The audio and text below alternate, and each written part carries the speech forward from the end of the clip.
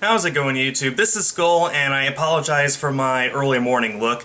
My power has been out for the last 12 hours, and as soon as they came back on, I went to check my email and Twitter and all that stuff, and I saw that Nintendo dropped probably the biggest bombshell in probably its entire history. And as soon as I heard this news, I decided to go take a shower, get set up, and instantly record a video to share my thoughts on their reveal of the NX's release date and all the other stuff that they revealed this morning.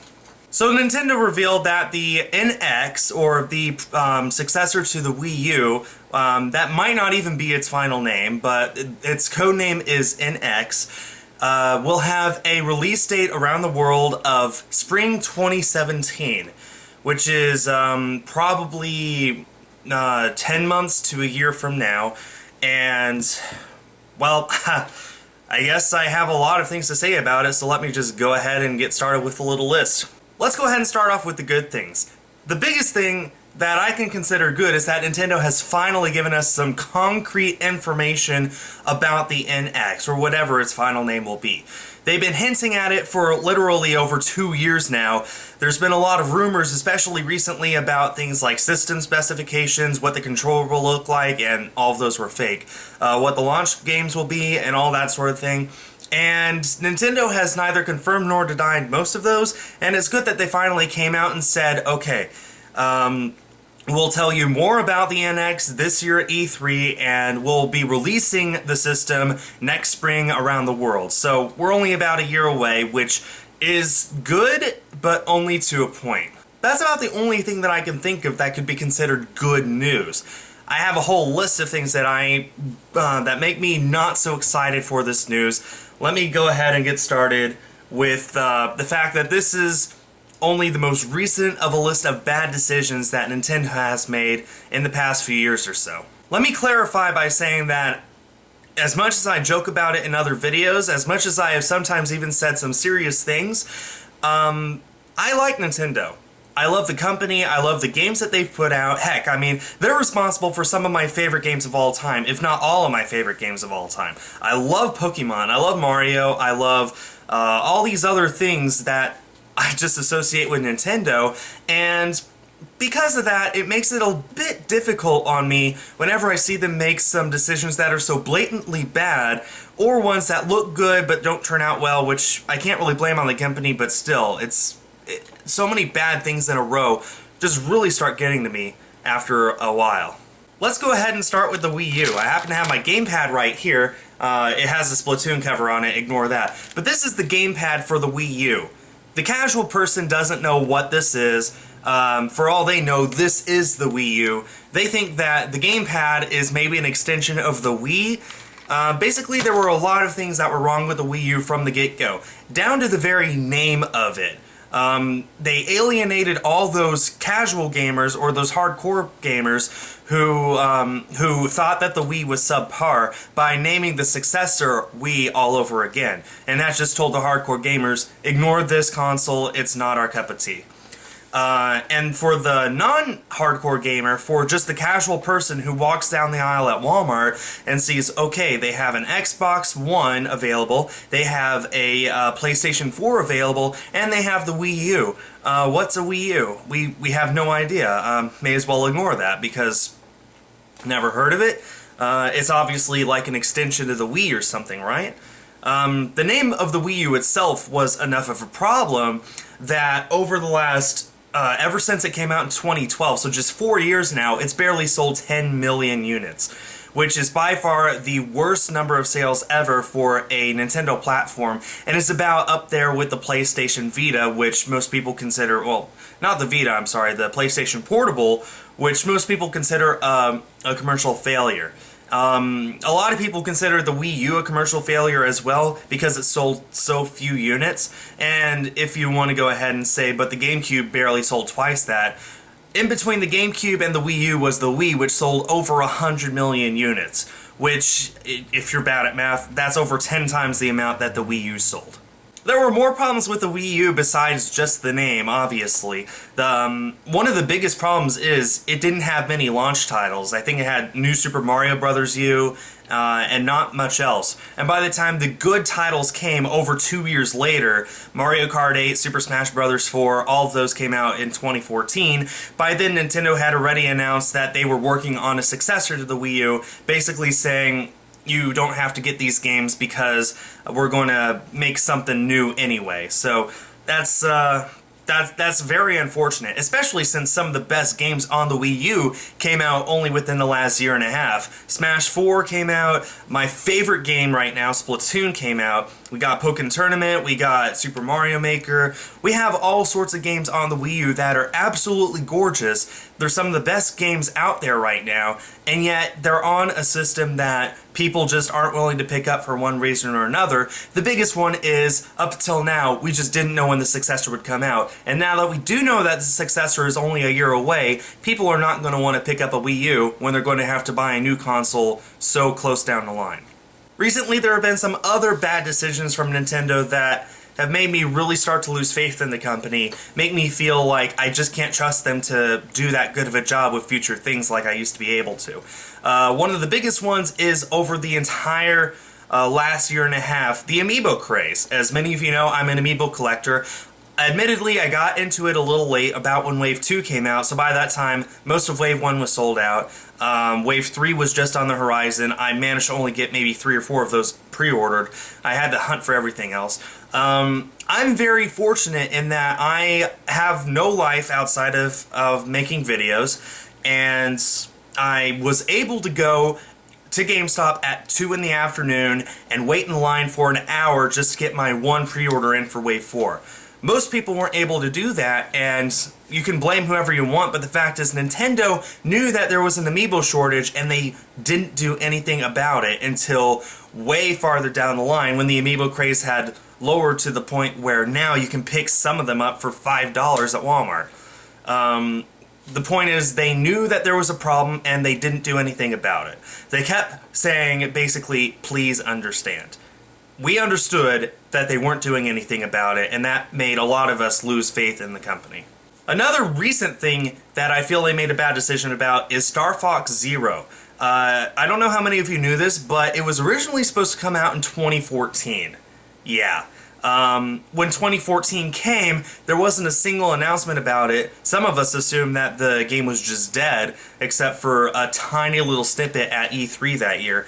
And then they finally ended up delaying it until Christmas 2015, and then right before that happened, they delayed it again until April 22 this year. When it finally did release, there were a lot of problems with the games that a lot of people just didn't like, to the point where I just flat out didn't buy it.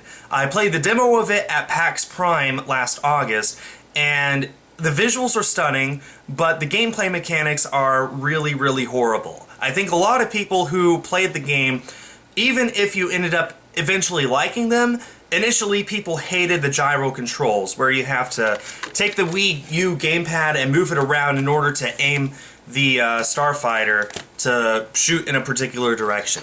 It's hard to get used to, and even if you do get used to it, by the time you do, the game's over, and there's no replayability, there's no online compatibility.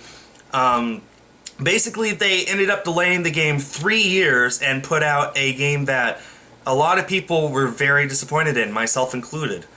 They kept saying that they were delaying the game for technical reasons. Those technical reasons being they wanted to make sure that the gyro controls worked. What ended up happening is they put out the equivalent of a Star Fox 64 remake with some gyro controls, a new R-Wing mechanic, and a frame rate that struggled to stay at 60. I think the average frame rate for Star Fox Zero is 40 frames a second, which is it's not bad, but it's not up to the same quality that Nintendo is used to putting out. And finally, the most recent decision that they've made is the same one that accompanied the decision of the NX's release next year. The Legend of Zelda Wii U, which was originally supposed to come out in 2014 with Star Fox Zero, mind you, that's been delayed again until next spring, and now it's also going to be released on the Nintendo NX. Kind of like what happened with Twilight Princess 8, not HD, but the original Twilight Princess. It was a launch title for the Wii, and then it was released on the GameCube a few weeks later. It was the last game ever released for the GameCube, and in much the same way I think that The Legend of Zelda, whatever it will be called, will be the final game ever released for the Nintendo Wii U. Essentially, with this announcement, Nintendo has acknowledged that the Wii U is a commercial failure. Let's go ahead and announce that this is going to be our last game, but it's also going to be the first game on the next console, because that worked well for the Wii, right? Usually that would probably not be that bad of an idea, but you gotta couple this with the very last announcement that pairs this video. Nintendo's only presence at E3 this year will be revealing the NX officially and a demo of The Legend of Zelda. That's it. In case you don't know, E3, or Electronic Entertainment Expo, is basically the biggest gaming convention of the year anywhere in the world. All the video game companies, the big ones like Sony, Microsoft, and yes, Nintendo, and the smaller independent companies who make small indie games that they release on Steam for $5 once they're done, go to E3 to show off all their games that are in development for the next year, or sometimes two, in Nintendo's case usually. And they're very good at showing the games, showing sometimes, you know, what the next console is, specifications on that, and it's basically the biggest publicity that you can possibly get. It's the biggest gaming thing of the year. A lot of people look to this to see what to expect within the next year from these big gaming companies. Microsoft and Sony already have a huge lineup of things that they're going to be showing off at E3, and that's still a few months down the road. Nintendo is showing off the NX and a Zelda demo, and that's it. Now the biggest question is, will I be getting a Nintendo NX, or whatever it'll eventually be called? I don't know. I frankly don't know, because I don't know anything about it. None of us knows anything about it, and I get asked this question a lot by you guys about whether I'll get one or not, and my answer to that is, we don't know anything about it, so I can't honestly say. We know it's releasing next year, we know that The Legend of Zelda will be on it, that's all we know. We don't know what the controller will be, and it's Nintendo, you know it's going to have a gimmicky controller. They haven't had a non-gimmicky controller since ever. So it'll have a gimmicky controller, which will probably alienate a lot of third parties. If they make any sort of normal controller for it, that would be a miracle in my mind. There are some very key things about the NX I need to know before I even consider buying it.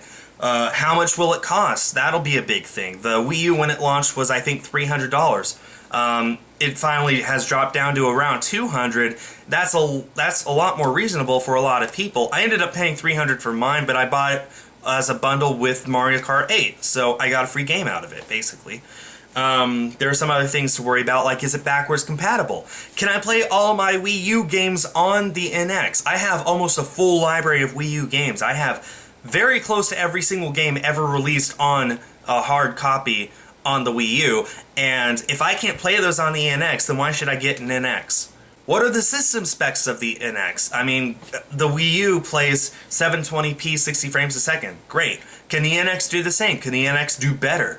What is the memory on the NX? The biggest thing in my mind is, will the friends list be updated to more than 100 so I don't have to keep deleting people every time I stream on Twitch?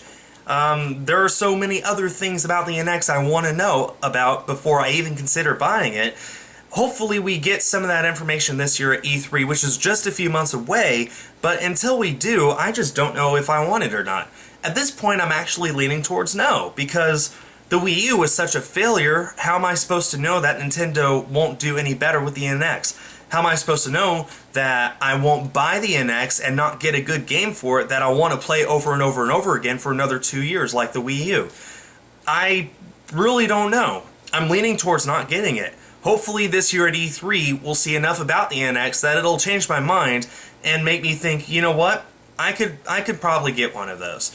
I could get that, and if I do and it's backwards compatible, I can sell my Wii U, I don't know what I'm going to do. I'm leaning towards no, but we'll see what Nintendo can do.